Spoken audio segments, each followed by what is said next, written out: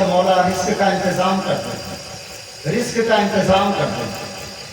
Risk का इंतजाम हो जाता, कहने दिया नहीं। हुसैन पैदा हो गया, मशीयत ये चाहती है, हुसैन पैदा हुए हैं करबला के लिए, हुसैन पैदा हुए हैं करबला के लिए। हुसैन की जिंदगी का सबसे बड़ा इम्तिहान करबला है, और इम्तिहान की तैयारी पहले से की जाती है, और कामयाब वही होता है जो इम्तिहान की तैयारी पहले से करे। हुसैन पैदा हो चुके हैं, हुसैन को टेंड किया जा रहा है, हुसैन को तैयार किया जा रहा है। अरे हुसैन, घर में खाना नहीं है, भूखे रह करके सब्र करने की आदत डालो।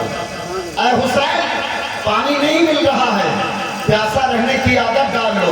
इसलिए ये आज सिर्फ भूखा रह करके सब्र करना है, आज सिर्फ प्यासा रह करके सब्र करना है। करबला के मैदान में भूखा भी रहना पड़ेगा, प्यासा भी रहना पड़ेगा, मजीद जुल्म को बर्दाश्त भी करना पड़ेगा।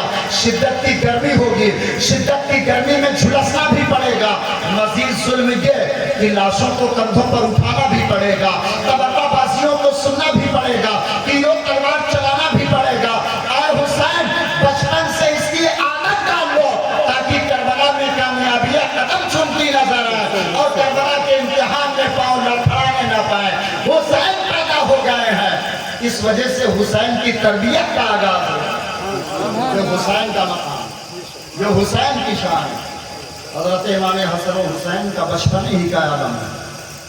दोनों बच्चे निकले और खेलते खेलते एक मकाम पर एक दरख्त के नीचे सो गए। इधर मदीने में हलचल है, नबी के दोनों नवासे लापता हैं, अली के दोनों बेटे लापता हैं, हसन हुसैन को ढूंढा जा रहा है। खुद अल्लाह के रसूल सल्लल्लाहु अलैहि वसल्लम हसनैन की जुस्तजू में निकल पड़े।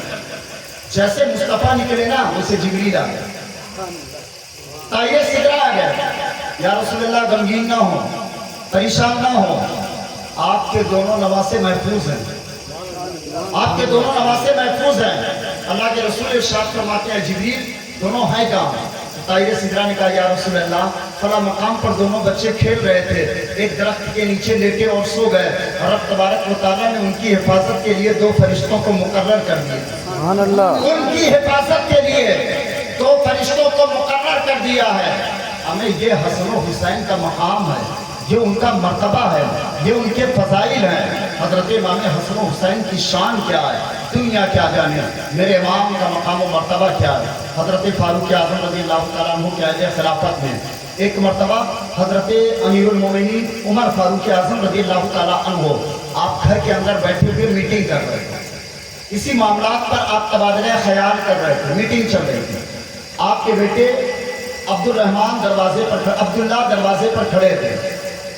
हजरत उमर ने उनको मना कर दिया, तुम भी अंदर मत आना और दरवाजे पर है ना, किसी को आने मत देना।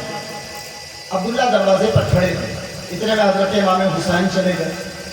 हजरत इमाम हुसैन जब पहुंचे ना, तो अब्दुल्ला ने मना कर दिया, ताकि अंदर मीटिंग चल रही है और अमीरुल मोमिनीन ने मना फरमाया कोई अंदर ना जाए।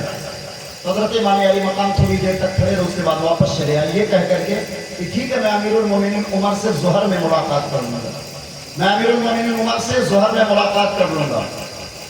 अल्लाह के रसूल सल्लल्लाहु अलैहि वसल्लम का ये नवासा ज़ोहर की बात कह करके चला आया।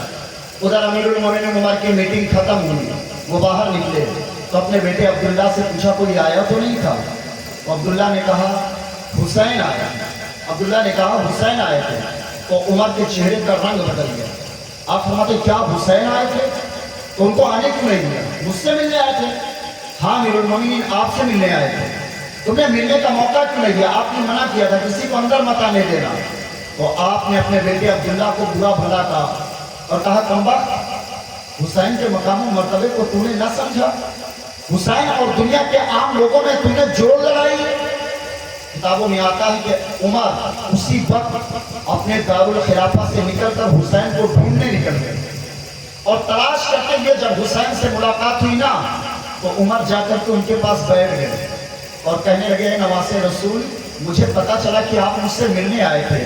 میرے امام فرماتے ہیں امیر المومنین ہاں میں آپ سے ملنے کے لیے آیا تھا، لیکن آپ کے بیٹے نے بتایا کہ اندر آنے کے لیے ممانعت ہے، وہ آپ کا بیٹا باہر کھڑا تھا، تو میں نے یہ سوچا کہ جب آپ کا بیٹا اندر نہیں جا سکتا تو حسین اندر کیسے جائے گا۔ میں یہ کہہ کر کے واپس چلا آیا کہ ظہر میں ملاقات کر لوں گا۔ حضرت عمر نے اپنے سر کا امامہ زمین پر رکھ دیا، حسین کے قدموں کے پاس رکھ دیا اور کہا حسین تمہیں معلوم ہے کہ تم کیا کہہ رہے ہو، اپنا مقام و مرتبہ جانتے ہو؟ حضرت امام علی مقام سوچو فکر میں ہے۔ عمر کی آنکھوں میں اشک آ گئے، کہنے لگے کہ کہاں عمر اور کہاں نبی کا نواسا، کہاں عمر اور کہاں علی کا بیٹا۔ معلوم ہے یہ عمر کچھ نہیں ہے۔ آپ فرماتے ہیں امیر المومنین عمر کیا کہتے ہیں معلوم؟ کہتے ہیں عمر کچھ نہیں ہے، عمر کو تو خطاب نے کوڑے مارے تھے۔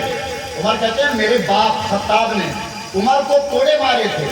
عمر کہتے ہیں عمر کو خطاب نے کوڑے مارے تھے، اس لیے کہ ایک مرتبہ میرے باپ نے کہا یہ اونٹ ہے انہیں ایک لائن میں کھڑا کر دو۔ میں انہیں لائن میں کھڑا کرنے لگا، اگر 5 کو لائن میں کھڑا کرتا تو چھٹا باہر ہو جاتا، چھٹے کو لائن میں کھڑا کرتا پہلا باہر ہو جاتا۔ کسی طریقے سے بڑی دیر تک میں پریشان رہا۔ میرے باپ خطاب آئے اور میرے جسم پر کوڑے مارنے لگے، کہنے لگے کمبخت عرب کا بیٹا ہو کر کے اور چند اونٹوں کو ایک لائن میں کھڑا نہیں کر پاتا۔ عمر تو وہ ہے جس سے 10 اونٹ ایک لائن میں کھڑے نہ ہو پائے، آج عمر وہ ہے جس کی حکومت 22 لاکھ مربع میل پر ہے، اتنے بڑے مسلمانوں کا حکمران ہے۔ تو عمر کا اپنا کمال نہیں ہے بلکہ یہ خاندان رسالت کا صدقہ ہے، نبی کا دیا ہوا تحفہ ہے۔ حسین یہ تمہارے نانا کی دی ہوئی امانت ہے۔ اگر آج یہ تاج ملا ہے، عمر کو یہ مقام ملا ہے تو تمہارے خاندان سے ملا ہے، تمہاری عظمتوں کے صدقے میں ملا ہے۔